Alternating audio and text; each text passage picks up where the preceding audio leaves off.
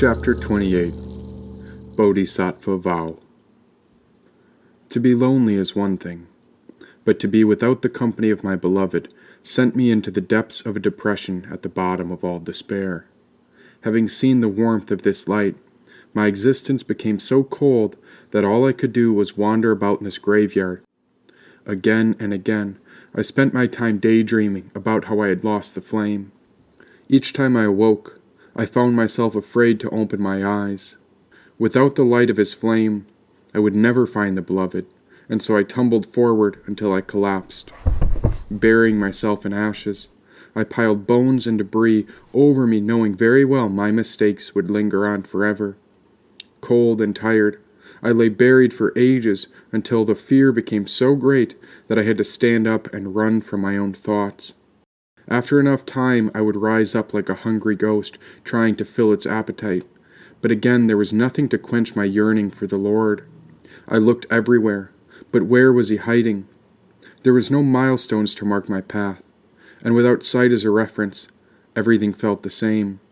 The ashes and bones never changed as I continued forward for days, months, and even years seemed to pass by as I went astray.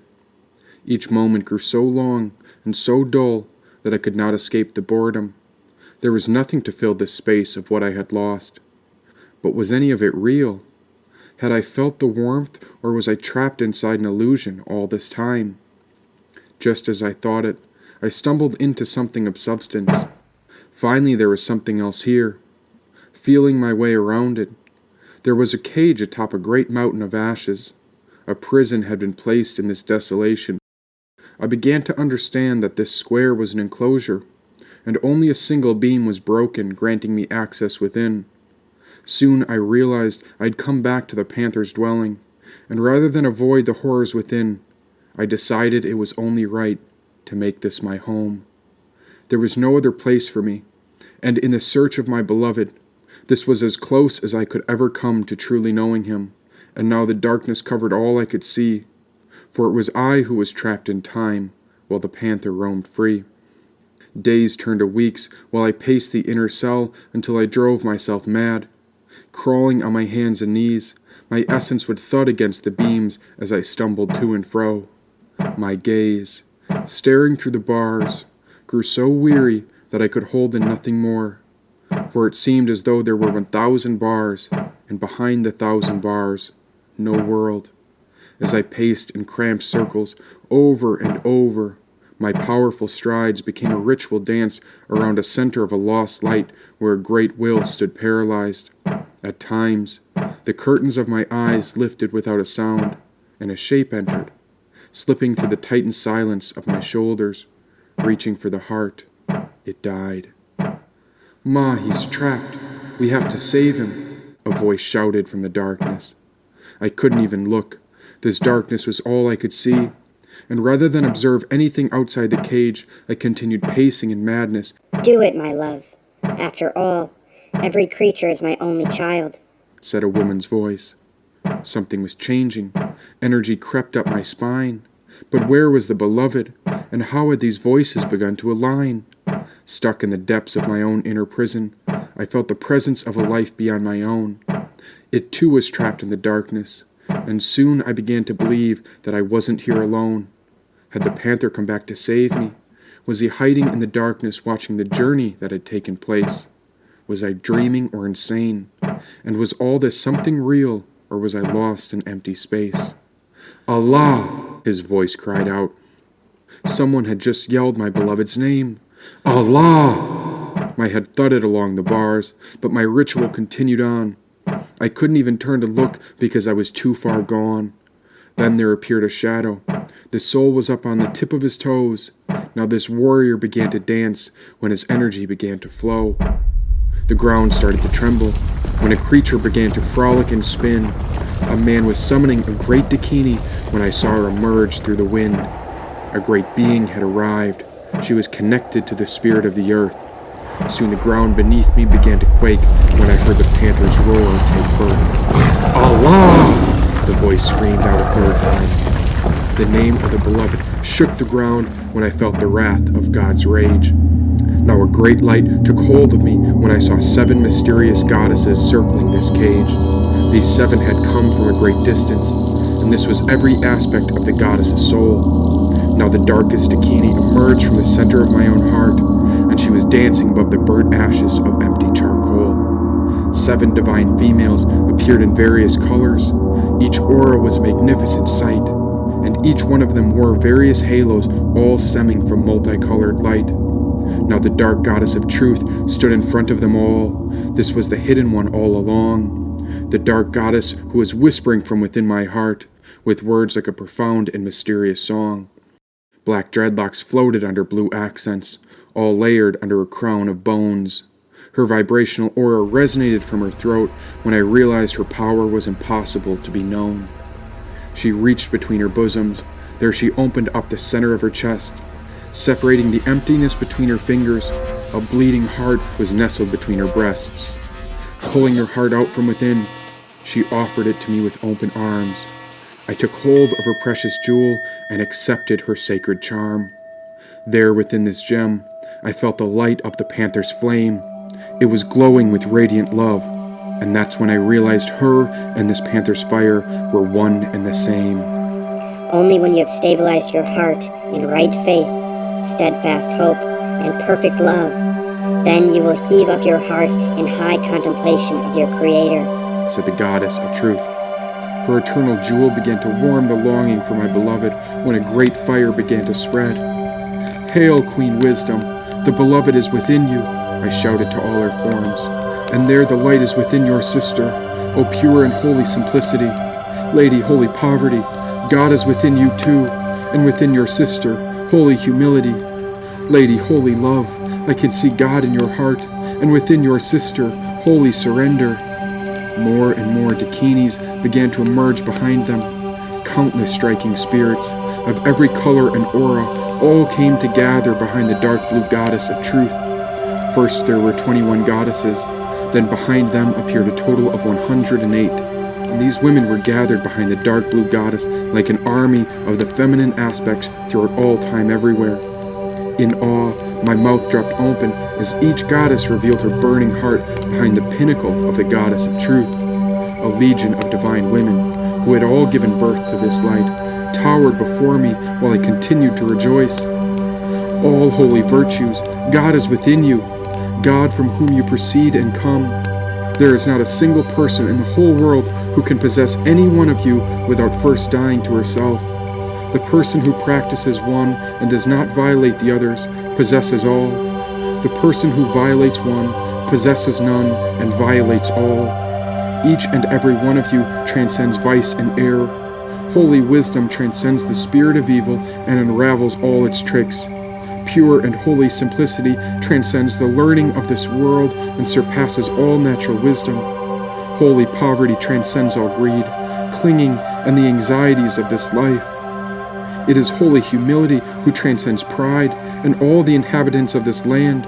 Holy love transcends all the temptations of the spirit of evil and of the physical body to overcome all natural fear.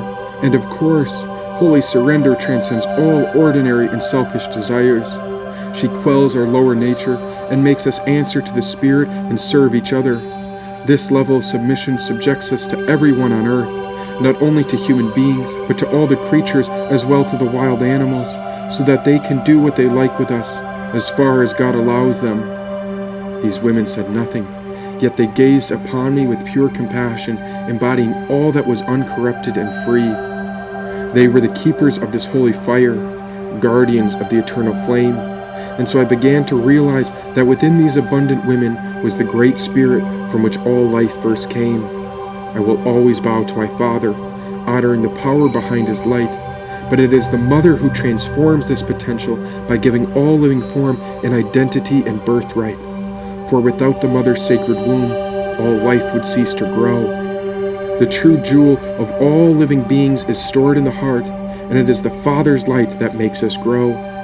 Mothers of eternity, it is you who carry God's flame. You give birth to all children everywhere, for the Spirit unites all creatures, making us one and the same. I am here to honor your sacrifices, for you have carried the lives of all children ever made. What must I do to liberate the purity of your holy hearts? What must I do to ensure our children's debts have been paid? Waiting in the grace of all glory, the dark goddess of truth pulled me out from the cage as I crept towards the eternal light. Seated in reverence before the holiest goddesses, I knew this to be the ending of the dark night. Pure compassion swept me into her loving arms, and I embraced her for the first time. The dark Dakini spoke. As each spirit awakens, I give you the gift of the 5 critical features: form, sensations, perceptions, consciousness, and mental formations are among the covenant which I extend to all my creatures. Her touch ignited a fresh set of layers that were set over my essence like a fine robe.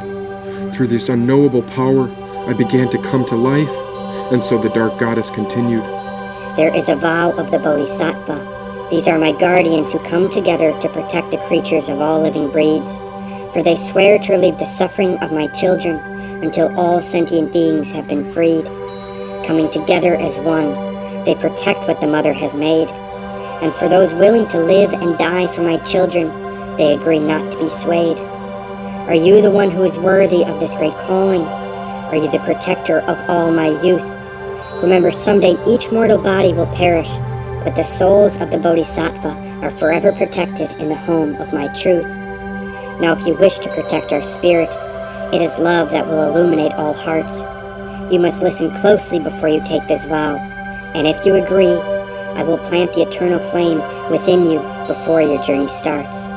She was offering me a choice, and deep within I felt the divine feminine calling out for someone to honor and uphold her sacrifices.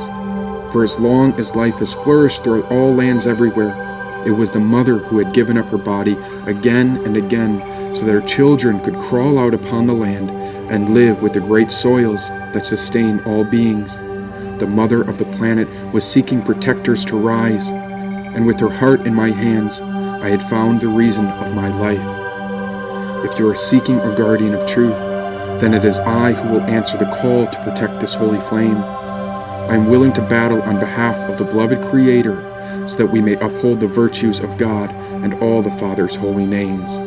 Then before you drink from my cup, you must listen to all that I say, and if you are willing to accept this vow, then the spirit of the divine family will forever protect you as you find your way. Only through the power of compassion may we heal the wounds that ache in the darkness of each night. We must spread loving compassion from within our hearts and promise to never lose sight. This means we seek friendship among our worst enemies, since every hardship holds within it a secret test. We will honor the potential of love within each creature's heart, for true illumination requires mercy without rest. There is no time for my children to quit. We will continue onward and remain forever grateful. This vow requires us to be completely gripped by benevolence and remain ever faithful. The warriors of my vow plant seeds of love, and we will water these seeds with truth throughout time, because someday the kindness behind our actions will grow into brilliant fruit, producing illuminated hearts throughout all of mankind. Act on behalf of all others. We must create lifestyles to fulfill non-violent means, and within the grace of our gentleness, we will transcend the deepest wounds to manifest the world of our dreams. First, you must never kill. Do not steal, cheat, or lie. You must be willing to give up your home and safety, and even risk your life, since my guardians are prepared to die. We must continue on until all beings are freed, rising day after day to awaken the light within each creature's heart. From now until forever, we will continue to rise up against vice and do our part. No matter how small the deed, give all your gifts, guard your ethics, enhance patience, and develop skillful means. We extend love for the welfare and benefit of all others because we are the protectors of life's greatest dream. Together as one family, we will free ourselves from suffering. Now it is up to us who are called to act. So if you are ready to accept this vow, then go forward with compassion and never look back. If it is you who are called, then be brave and give love for all that is right. Rise up, my child of the divine family, and I will illuminate your heart to burn forever bright. Anything to serve my mother, as I cherish the seed of my father's soul. It is because of my divine parents that I was given the gift of life, and so I surrender my selfish control. I will accept this vow, and I stand before you as a warrior on behalf of all. I will use my gifts to protect your creatures, ranging in size from large to small. I will honor everyone as my family, for all creatures are brothers and sisters connected back through divine grace. I have come to understand that this emptiness has not damned me, but rather it has cultivated the ground of our sacred space. I submit and bow to you, as I am here to do your will. May I drink from your cup, so that this vow may be fulfilled. The goddess handed me the cup, and I drank from it. Then she spread her hands into my heart and polished the jewel she had given me long ago. By the mere touch of her holy essence, my soul burst open as the eternal flame flourished from within. Radiant light spread through the cavern of my heart as it was too bright to contain. The beloved panther roared as I finished the cup, as this was a great signal that my vow had begun. It was through the womb of my mother, connected back to my father's sacred light. Combined with the sacrifices of all my ancestors, I announced I would never give up on any sentient life. My love, I must know your name to honor you. And so the blue goddess spoke. Honor me as the Dark One. I am the whisper of all that is true, and even when you cannot see me, it is my vibration of honesty that flows within you. As she left, she reached into her crown of bones and selected a skull and a rib. She threw the two solid bones onto the ashes as they burst into a fire and gave birth to a new flame. "Brother, fire!" I cried out. The fuel behind this fire are the struggles you overcame. Never forget that God is one, since God the Father and the Goddess are exactly the same, said the dark goddess. And remember, in the center of your heart is our spirit's burning ember.